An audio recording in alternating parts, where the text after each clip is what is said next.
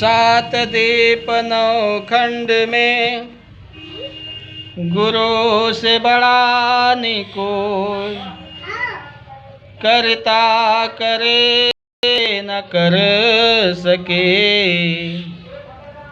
गुरु करे सो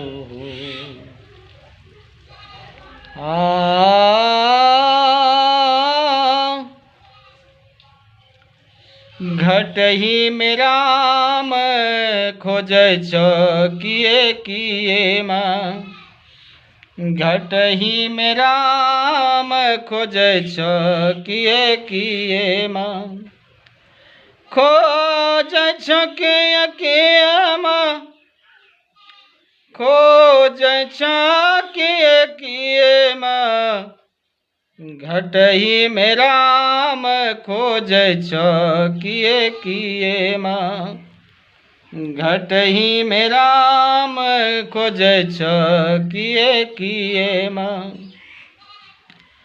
जैसे मेहंदी में लाली छिपल छे, जैसे मेहंदी में लाली छिपल छे, बिना पिसान बिना रे पिसान मिलै छै किए किए माँ, घट ही में राम खोज किए किए माँ, घट ही में राम खोज किए किए माँ। घट में तो राम है, हम जानते नहीं हैं।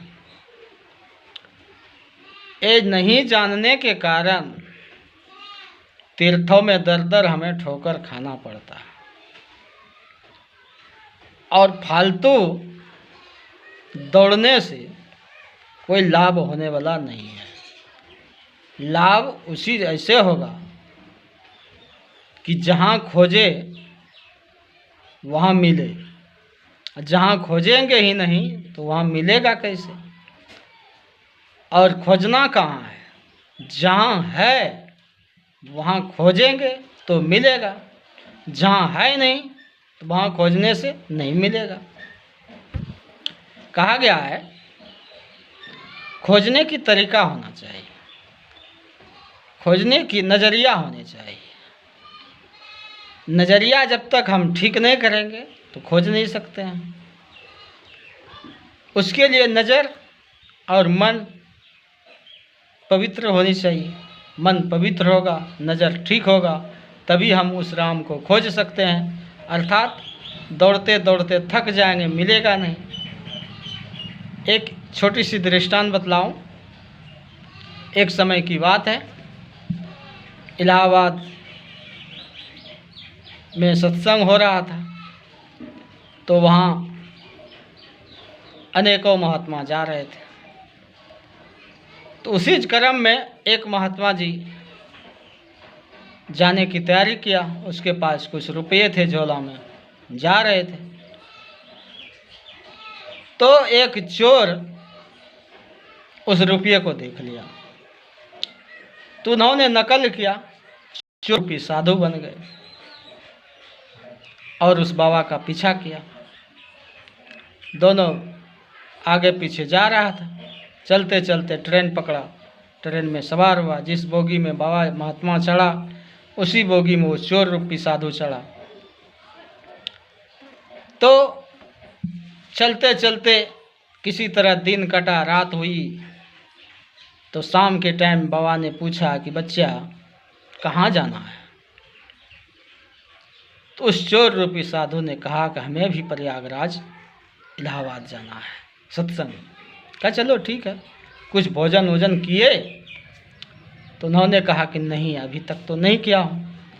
कहा नहीं किया हो तो जाओ नीचे, मेरे पास पैसे है, कुछ पैसे लो और नीचे से कुछ खाने की सामान ले आओ। वो चोर ट्रेन से उतर करके सौदा लेने चले गए।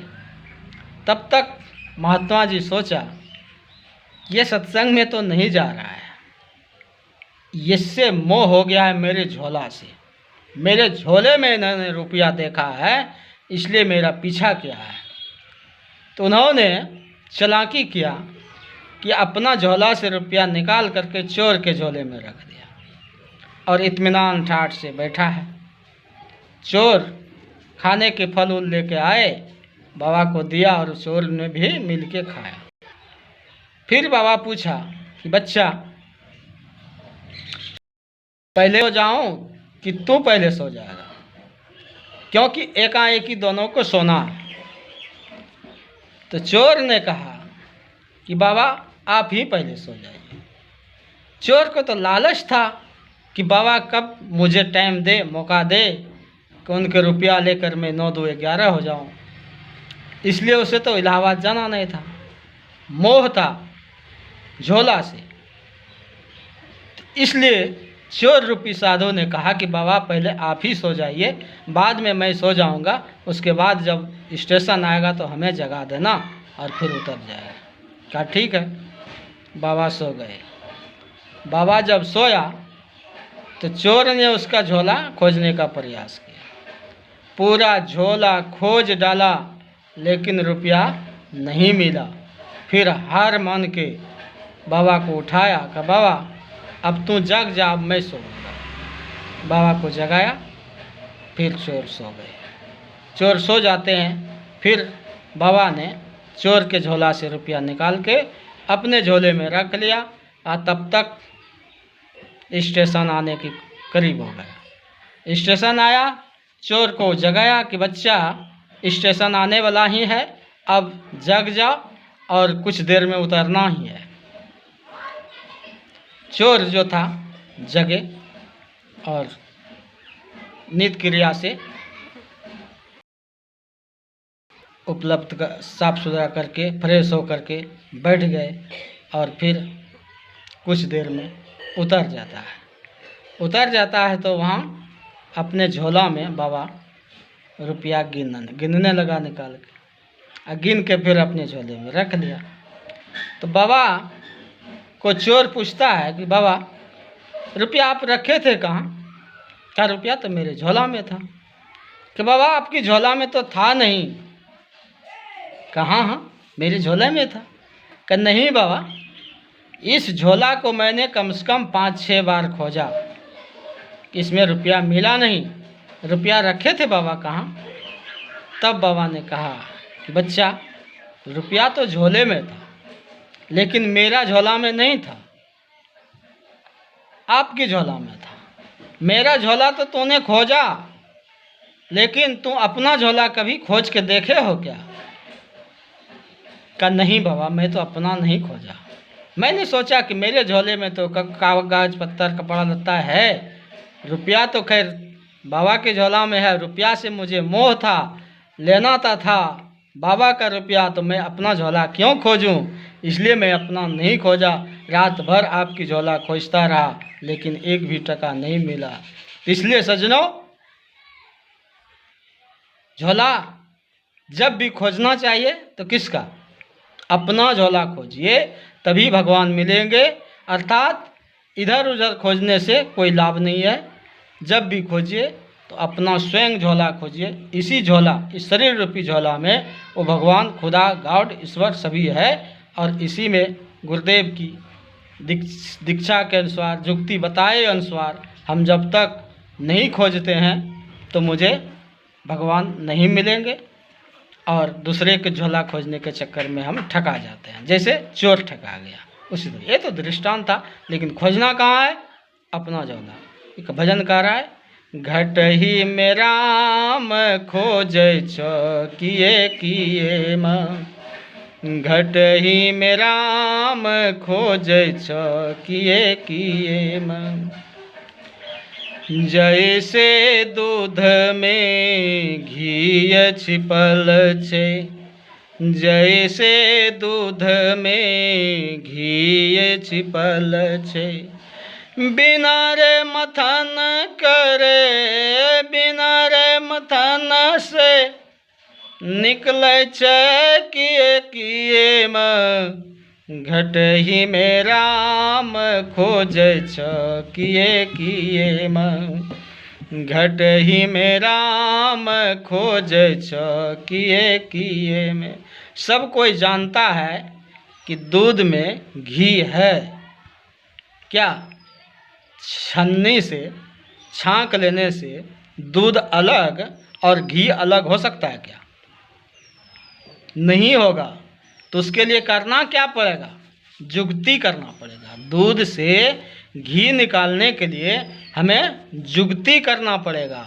तो उसी तरह जैसे दूध को सर्वप्रथम औटा जाता है, फिर उससे छाली निकाला जाता है, उस छाली को फिर छिटका से मथा जाता है, अब मथने के बाद उसे नोनी प्राप्त किया जाता है और उस नोनी को फिर से आग पर चढ़ाया जाता है, तभी घी का हमें प्राप्ति होता है, तब मैं अपने काम में उसे ला सकते हैं। इसलिए भगवान घट में तो है, लेकिन उसके जैसे दूध को कितना जतन से तैयारी करना पड़ा और उससे मुझे घी निकालना पड़ा, ठीक उसी तरह आप ऐसे कैसे भगवान को पालोगे? भगवान तो घट में है, लेकिन पालोगे कैसे? तो उसके लिए हमें संघर्ष करना पड़ेगा, मेहनत करना पड़ेगा। जब तक हम मेहनत नहीं करते हैं तो भगवान मिलेगा नहीं। बहुत सस्ता सौदा नहीं है ये महंगा सौदा है। भगवान को प्राप्त करने के लिए संघर्ष करना पड़ेगा। घट में तो साधारण सी बात कह दिया कि घट में राम है, दुनिया जानत नहीं। तो घट में तो है, लेकिन खोजने की नज़रिया होना चाहिए। घट ही में राम खोजै छ किए किए माँ, खोजै छ किए किए माँ, खोजै छ किए किए माँ, घट ही में राम खोजै छ किए किए माँ। जैसे आत्मा में परमात्मा छिपल छै, जैसे आत्मा में परमात्मा छिपल छै, बिना रे ध्यान से मिलै छै किए किए में, घट ही में राम खोजै छ किए किए में, घट ही में राम खोजै छ किए किए माँ।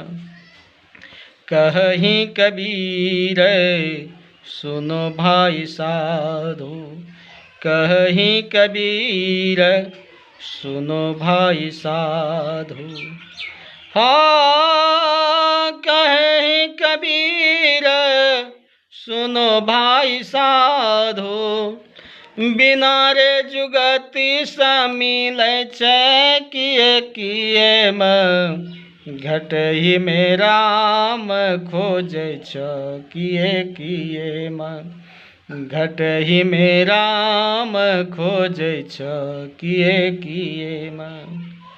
कहा गया, कहे कबीर हरि के दूता, राम रमै सो टुकरी के पूता। हर घट में लेटा है बैठा है परमात्मा, आत्मा रूपी राम।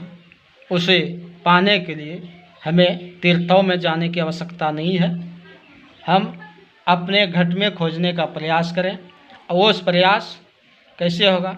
जब तक मेरा मन तन मन पवित्र नहीं होगा, मेरा दृष्टि साफ सुथरा नहीं होगा, तब तक हम उसे भगवान राम को पा नहीं सकते हैं।